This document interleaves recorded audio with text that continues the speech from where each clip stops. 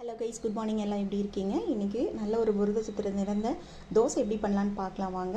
இதுக்கு தேவையான பொருட்கள் பெருசாக இல்லை, நம்ம வீட்டில் நார்மலாக யூஸ் பண்ணுறது தான். நீங்கள் முக்கியமாக இது குழந்தைங்களுக்கு ரொம்ப ரொம்ப நல்லது. எப்படின்னா, நம்ம பிறந்திருந்து 7 மாதத்துக்கு அப்புறம் தான் நம்ம என்ன பண்ணுவோம்னா சாலிட் டயட்டெல்லாம் ஸ்டார்ட் பண்ணுவோம்.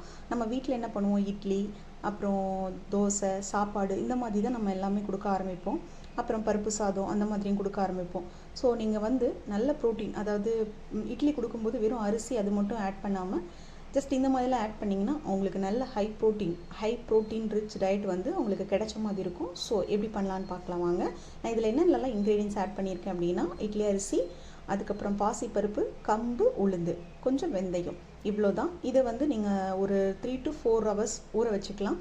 ஊற வச்சுட்டு அரைச்சிட்டு அதுக்கப்புறம் ஆஸ் யூஷுவல் நீங்கள் இட்லி, தோசை, பணியாரம் எது வேணாலும் செஞ்சுக்கலாம்.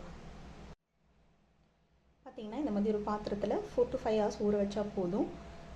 நம்ம வீட்டிலலாம் எப்படி பண்ணுவோம்னா ஒரு 10 hours ஊற வைப்போம். காலையில் ஊற போட்டால் ஒரு 9 o'clock அந்த மாதிரி தான் அரைப்போம். அந்த மாதிரியும் ஓகே தான்.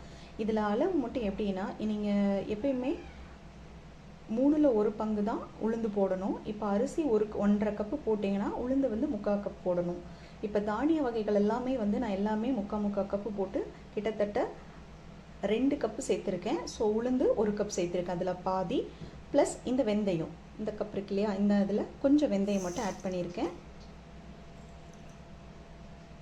இது இப்போது 3 to 4 hours ஊறணும். ஊறினதுக்கப்புறம்